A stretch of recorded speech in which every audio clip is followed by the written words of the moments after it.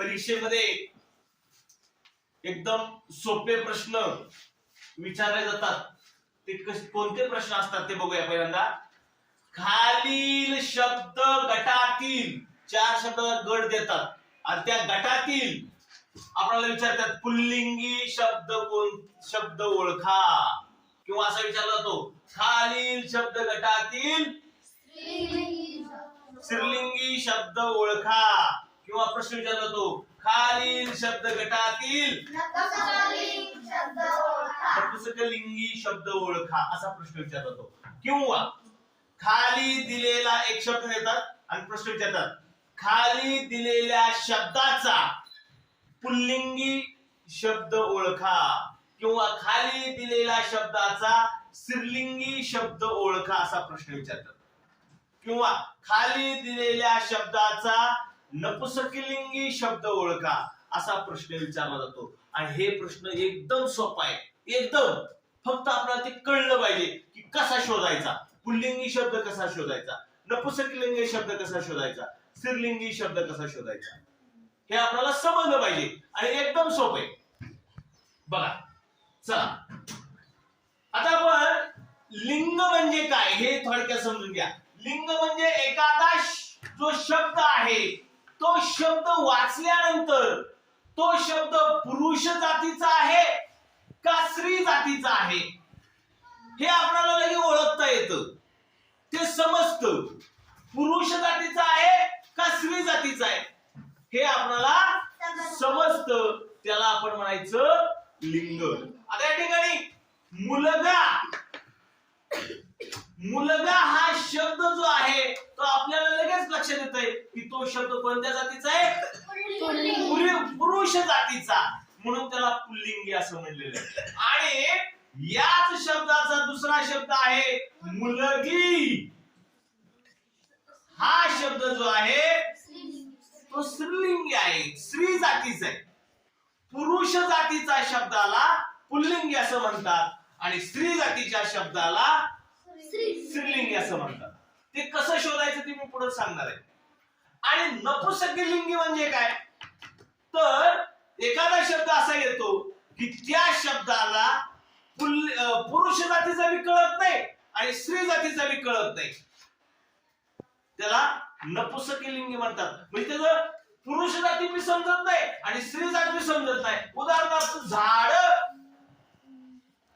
हा शब्द पुरुष जातीचा पण नाही आणि स्त्री जातीचा पण नाही, त्याला नपुंसकलिंगी असं म्हणतात. आता पुल्लिंगी जे आहे ते ओळखायचं कसा, एखादा शब्द दिला आपल्याला. आता या ठिकाणी आपल्याला चिमणा हा शब्द दिला, तो चिमणा हा शब्द पुल्लिंगी आहे का स्त्रीलिंगी आहे का नपुंसकलिंगी आहे हे ओळखण्यासाठी आपल्याला 3 शब्द आहेत. त्या 3 शब्दाने आपल्याला तो ओळखता येतो. लक्ष दे रे, लक्ष दे. पहिला शब्द आहे तो, दुसरा आहे ती आणि तिसरा आहे तिला दुसरी वेळ आणि दुसरा आहे ते. लक्ष द्या. आता बघा, परंतु लक्ष द्या, लिंग ओळखताना तो शब्द पुल्लिंगी आहे, स्त्रीलिंगी आहे का नपुंसकलिंगी आहे हे ओळखताना एक गोष्ट मात्र आपल्या ध्यानात पाहिजे, तो शब्द जो आहे तो एकवचनी पाहिजे. तो शब्द कसा पाहिजे ही खूप महत्वाचं आहे. शब्दाचं पुल्लिंग स्त्रीलिंग का नपुंसकलिंगी हे ओळखण्यासाठी तो शब्द एकवचनी पाहिजे. अनेक वचनी नको, अनेक वचनी नको. बघा किती सोपं आहे. म्हणजे आता तुम्हाला जर एखादा शब्द दिला चिमणा, तर तो चिमणा हा शब्द एकवचनी आहे का आधी चेक करावं लागेल. तुम्हाला एकवचनीच देतात, देताना एकवचनीच देतात. पण कधी कधी फसवण्यासाठी तुम्हाला जर फसवायचं म्हणलं त्यांना तर तो एखादा शब्द अनेक वचनी बी देतात आणि मग आपण त्यांना फसणार आहे. त्यासाठी हे आपल्याला माहित पाहिजे की दिलेला जो शब्द आहे त्या शब्द एकवचनी असेल तरच पुल्लिंग, स्त्रीलिंग आणि नपुंसकलिंग हे आपल्याला ओळखता येतं. आणि जर अनेकवचनी दिलेला असेल तर त्याचं आपल्याला एकवचनी करून त्याचं लिंग ओळखावं लागेल. ते कसं ओळखायचं ते मी तुम्हाला पुढे सांगणार आहे, पण हे माहित पाहिजे आधी. चला आता या ठिकाणी पुल्लिंगी शब्द ओळखण्यासाठी तो हा शब्द अगोदर म्हणायचा आणि नंतर तो शब्द घ्यायचा. आणि तो जर आपल्या मनाला वाटलं की हा आपण असंच बोलतो, आपण असंच बोलतो, तर तो शब्द बरोबर म्हणायचा. आणि जर तो आपण तसं बोलत नसेल तर तो शब्द चुकीचा आहे म्हणायचं. चला या ठिकाणी हे शब्द पुल्लिंगी आहेत का आपण चेक करूया. पहिल्यांदा तो बोलायचं, तो मुलगा बोलतो का आपण असं, तो मुलगा खूप खोड्या करतो बोलतो, तो मुलगा म्हणजे हा पुल्लिंगी आहे. पुल्लिंगी ओळखण्यासाठी सुरुवातीला तो जोडायचं आणि बोलायचं. बरोबर बोलतोय का फक्त चेक करायचं आपण. तो चिमणा बोलतो, तो चिमणा त्या झाडावर, तो चिमणा खूप सुंदर दिसतो बोलतो आपण. तो वाघ खूप शूर आहे, तो वाघ खूप ताकदवान आहे सर, क्रूर बोलतो. तो वाघ खूप क्रूर आहे बोलतो आपण. म्हणजे तो वाघ हा सुद्धा पुल्लिंगीच आहे. आता तर वडील हा शब्द आपण तो वडील म्हणत नाही. तो वडील म्हणतो का? नाही. म्हणजे हा पुल्लिंगी शब्द नाही. चुकीचं दिले नाही. तो वडील हे पुल्लिंगी नाही. वडील हा शब्द नपुंसकलिंगी आहे. आपण कधीच म्हणत नाही तो वडील, ते वडील म्हणतो. म्हणून हा शब्द हा पुल्लिंगी नाही, तो कसा आहे? नपुंसकलिंगी. ध्यानात ठेवा, वडील हा शब्द आपल्याला जरी दिसला, जरी तो शब्द पुल्लिंगी वाटत असला तरी तो शब्द हा नपुंसकलिंगी आहे. त्यानंतर राजा, तो राजा. आता आपण तो राजा म्हणतो. तो राजा खूप दयाळू आहे. म्हणजे तो येतं इथं. लक्ष द्या, ज्या वेळेस पुल्लिंगी शब्द ओळखतो त्यावेळेस त्याच्या पुढे तो म्हणायचं. तो म्हणलं आणि तो शब्द म्हणायचा. जर तो आपल्याला बरोबर वाटत असेल, आपण तसंच बोलत असेल, तर त्याला पुल्लिंगी शब्द म्हणायचं. तो राजा म्हणतो आपण म्हणजे हा पुल्लिंगी आहे. तो तरुण म्हणतो का? एकवचनी पाहिजे. ते तरुण मी म्हणतो आपण, पण ते अनेकवचनी असेल तर म्हणतो. मगाशी सांगितलं मी इथं एकवचनी पाहिजे. आता या ठिकाणी बघा, हा शब्द आपल्याला गोंधळात टाकणार आहे. तरुण, आपण ते तरुण म्हणतो आणि तो तरुण जो म्हणतो, पण एकवचनी एकच तरुण असला, इथं एक तरुण असला तर आपण ते तरुण नाही म्हणत, तो तरुण. हा शब्द या ठिकाणी त्याची माहिती सांगितली. तो शब्द एकवचनी गृहीत धरूनच म्हणायचं. एकवचनी म्हणजे एकटा पाहिजे तिथं. आणि मग एकटा असल्यावर तो म्हणतो आपण का ते म्हणतो? तो तरुण खूप हुशार आहे, तो तरुण खूप धाडशी आहे. आणि जर जास्त असतील तर ते तरुण, ते दोघे तरुण खूप हुशार आहेत. म्हणजे पण आपल्याला इथं अनेकवचनी नको. लक्ष द्या, खूप सोपं आहे समजायला. हे एकवचनी पाहिजे, एकवचनी. आणि मग बघायचं आपल्याला तो म्हणतो का ते म्हणतो. तो म्हणतो आपण, तो तरुण म्हणजे तरुण हा शब्द कसा आहे? पुल्लिंगी आहे. आता खोंड, खोंड कसं बोलतो आपण? तो बोलतो का ते बोलतो का ते बोलतो? एकच खोंड गृहीत धरायचं. एकच. तो खोंड बोलतो का ते खोंड बोलतो? ते खोंड बोलतो. ते खोंड. तो खोंड नाही म्हणत. हा, तो बोलतो. तो नाही, ते बोलतो. नपुसकलिंगी आहे. नपुसकलिंगी आहे, ध्यान ठेवायचं. आपण तो खोंड म्हणत नाही. ते खोंड खूप चपळ आहे. म्हणजे हा खोंड हा शब्द कशात आला? नपुसकलिंगी.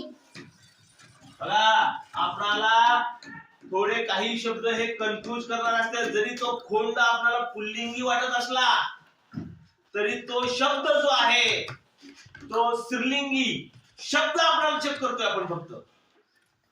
जर का व्यवहारामध्ये तो जर बघितलं, व्यवहारामध्ये म्हणजे आपण, तर ते खोंड पुल्लिंगी आहे.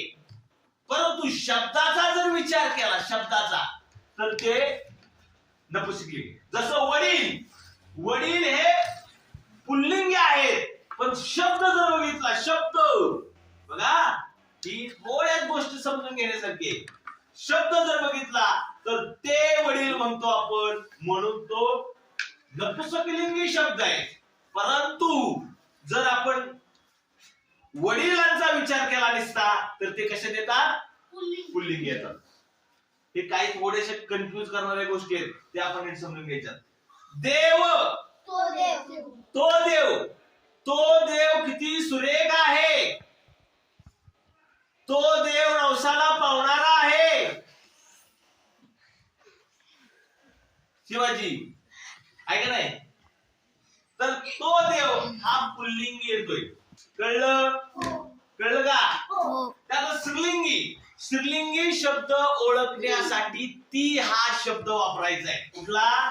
ती. आणि ती शब्द वापरून आपल्याला ते बरोबर आपण बोलतोय का हे चेक करायचं.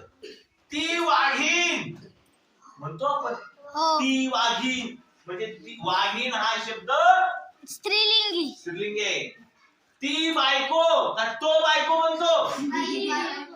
एक वचनी पाहिजे, एकच बायको काढायची का? आणि तिला म्हणायचं तो बायको म्हणतो का ते बायको म्हणतो का ती बायको म्हणतो? ती बायको म्हणजे स्त्रीलिंगी झालं. गाय, गाय हा ती गाय बोलतो आपण, म्हणजे स्त्रीलिंगी झालं. ती रेडी, रेडी हा शब्द ती बोलतो आपण, स्त्रीलिंगी आहे. ती गवळण, गवळण, ती गवळण बोलतो. गवळण म्हणजे जी दुधाचा व्यवसाय करतात त्यांना गवळण असं म्हणतात. किंवा जी दुधाचा व्यवसाय करतात पुरुष त्यांना गवळी असं म्हणतात. पण ती गवळण हा स्त्रीलिंगी शब्द आहे. आता भाटी, भाटी म्हणजे काय? भाटी म्हणजे बोका हा पुरुष आहे आणि त्याची स्त्री जी असते त्याला ती गाय, मांजर म्हणतो आपण त्याला, किंवा त्याला भाटी असं सुद्धा शब्द आहे. ती भाटी हा शब्द बऱ्याच वेळा विचारला जातो. भाटी, ती भाटी, भाटी हा शब्द स्त्रीलिंगी आहे. मांजर जे आहे त्या मांजराची स्त्रीलिंगी जी जात आहे त्याला भाटी असं म्हणलेलं आहे. आता जाऊ, जाऊ म्हणजे काय? जाऊ म्हणजे जी बाई असते तिच्या दिराची बायको त्याला जाऊ म्हणलेले. दिराच्या बायकोला काय म्हणलेलं आहे? जाऊ. लक्ष द्या. म्हणजे दोन भाऊभाऊ आहेत. हे दोन भाऊभाऊ आहेत आणि ह्याची एक बायको आहे, ह्याची ही बायको आहे. मग ही जी ही आहे या बाईचा दीर कोण आला? हा. ही नवरा आला, हा दीर आला. आणि या दीराची जी बायको आहे त्या दीराच्या बायकोला जाऊ म्हणलेले. म्हणजे या बाईची जाऊ ही आली आणि या बाईची जाऊ ही आली. कळलं? जाऊ. हा, लक्ष द्या. ती जाऊ, जाऊ हा शब्द स्त्रीलिंगी आहे. आणि लेखिका, ती लेखिका, ती सुद्धा स्त्रीलिंगीच आहे. कळलं? कळलं का? त्यानंतर नपुसकलिंगी शब्द, नपुसकलिंगी शब्द ओळखताना ते हा शब्द प्रयोग वापरला जातो. ते रेडकू पण एक गोष्टी पाहिजे बरं का. आता बघा शे झालं बघा, तरुण, तो तरुण, कुठे गेला तरुण? कुठे गेला? ते तरुण, आपण असं म्हणेल ते तरुण. मग ते तरुण नपुसकलिंगी येतंय का? नाही. तर ते तरुण जो होता तो एक वचनी पाहिजे, तरच त्याला आपण लिंग ओळखता येतं. मग तरुण हा शब्द अनेक गोष्टी आहे, एक गोष्टी पण आहे आणि अनेक गोष्टी आहे, असे बरेचसे शब्द आहे. घंटा, एक घंटा, अनेक घंटा. मग हा शब्दाला आपल्याला एक वचनी समजूनच त्याचं लिंग ओळखावं लागेल. एकच घंटा अशी गृहीत धरावं लागेल आणि मग ओळख बनावं लागेल. ती घंटा, ती घंटा. घंटा हा एक स्त्रीलिंगी शब्द आला. ती म्हणलो आपण. काय म्हणलो? ती घंटा एक वचनी आला. कळालं?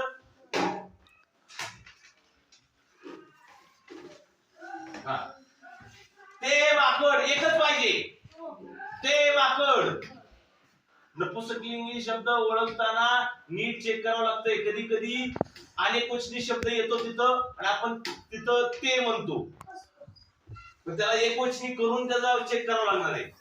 ते माकड हे नपुसकलिंगी आहे. ते झाड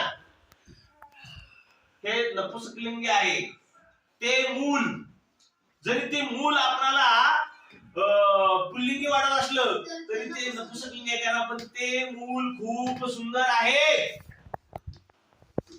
तर ते हा शब्द प्रयोग वापरला की त्याला नपुसकलिंगी असं म्हणायचं आहे. ते फूल नपुसकलिंगी, ते पुस्तक, ते वासरू हे सगळे नपुसकलिंगी आहे. कळालं? आता लक्ष द्या. आता मी आता सांगितलं तुम्हाला, पुल्लिंगी शब्द ओळखताना तो हा शब्द प्रयोग वापरायचा आहे आणि स्त्रीलिंगी शब्द ओळखताना ती शब्द वापरायचा आहे, नपुसकलिंगी ओळखताना ते शब्द वापरायचे. बरोबर? आणि तो शब्द बरोबर येतोय का चेक करायचं. कधी कधी नपुसकलिंगी शब्दामध्ये काही शब्द अनेक वचनी असतील तर ते नपुसकलिंगी आपण म्हणू. पण त्याचं एक वचन, मगाशी जे तरुण हा शब्द बघितला आपण, तरुण, कधी कधी ते तरुण आपण म्हणू. ते तरुण हा शब्द जरी आपण ते तरुण म्हणलो तरी तो नपुसकलिंगी नाही, कारण तरुण हा शब्द एक वचनी पण आहे आणि अनेक वचनी पण आहे. पण आपल्याला एक वचनी गृहीत धरून ओळखायचे, म्हणजे तो तरुण म्हणू आपण त्यावेळेस. आहे की नाही? समजते की नाही? आणि तो अनेक वचनी आहे असं गृहीत धरून बोलल्यानंतर ते तरुण म्हणावं लागते. पण अनेक वचनी असल्यावर आपल्याला बघायचं नाही, म्हणजे तरुण हा शब्द कसा झाला? पुल्लिंगी झाला. बरोबर? आता मगाशी जी आपण गोष्टी बघितल्या, वडील, खोंड, बघा परत एकदा बघूया. वडील, खोंड, आणखी बरेचसे शब्द येतात, सापडतात आपल्याला. वडील हा शब्द कसा आहे? वडील हा शब्द कसा आहे? वडील शब्दाचा जर विचार केला, नुसतं शब्द जर बघितला तर तो शब्द ते वडील म्हणतो आपण. काय म्हणतो? ते वडील. ते वडील रवीचे आहेत, ते वडील सानिकाचे आहेत असं आपण बोलतो. म्हणजे ते वडील हा शब्द जर आहे तो नपुसकलिंगी आहे. नपुसकलिंगी शब्द आहे. कसा आहे? खोंड, ते खोंड, ते खोंड खूप उड्या मारतय. म्हणजे खोंड हा शब्द जो आहे तो नपुसकलिंगी आहे. परंतु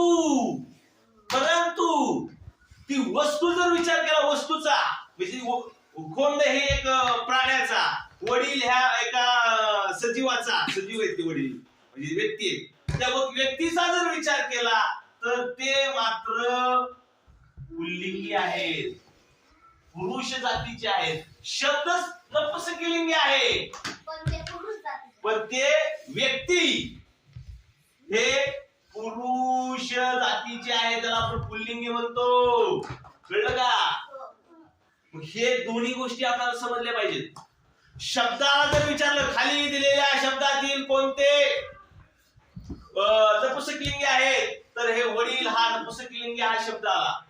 पण तुम्हाला असा प्रश्न विचारला कसा, एकदम सोपा आहे, नीट समजून घ्यायचं, काय अवघड नाही. आई या शब्दाचे पुल्लिंगी कोणतं, पुल्लिंगी शब्द कोणता, आई या शब्दाचे पुल्लिंग कोणते, त्यावेळेस मात्र वडील येणार. आई या शब्दाचे पुल्लिंग वडील, आई या शब्दाचे पुल्लिंग वडील. जरी शब्द तो नपुंसकलिंगी असला तरी आई या शब्दाचे पुल्लिंग वडील. गाय, गाय या शब्दाचे पुल्लिंग वासरू. कोंड, कोंड नाही, वासरू. बैल,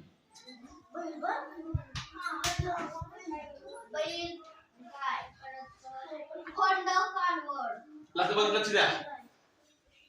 गाय या शब्दाचे पुल्लिंग बैल आणि नपुंसकलिंगी वासरू. ते वासरू बोलतो आपण. तुम्हाला प्रश्न विचारत्याल, खाली शब्द देत्याल, गाय या शब्दाचे नपुंसकलिंगी शब्द कोणता, नपुंसकलिंगी कोण आहे, वासरू. कळतंय का? अरे समजतंय का? तुम्हाला असा एक प्रश्न विचारत्याल की कुठलाही एखादा शब्द देत्याल,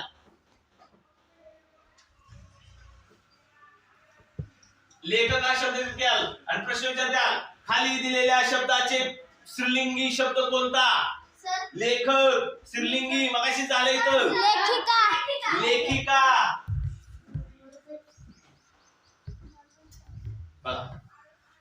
त्यानंतर तुम्हाला असे खूप प्रश्न विचारतात, त्याचा आपल्याला या ठिकाणी सराव घ्यायचा आहे. परत एकदा मी सांगतो की तो हा शब्द वापरून जर एखादा शब्द बरोबर येत असेल तर त्याला पुल्लिंग म्हणतात. ती हा शब्द बोलून जर एखादा शब्द बरोबर येत असेल तर त्याला स्त्रीलिंग म्हणतात. ते हा शब्द बोलून जर एखादा शब्द बरोबर येत असेल तर त्याला नपुंसकलिंगी म्हणतात. परंतु ते चेक करताना तो एकवचनी आहे का ते मात्र आपल्याला बघावं लागतं. कधी कधी आपण ते फसवण्यासाठी देतात. कळालं? कळालं का? चला.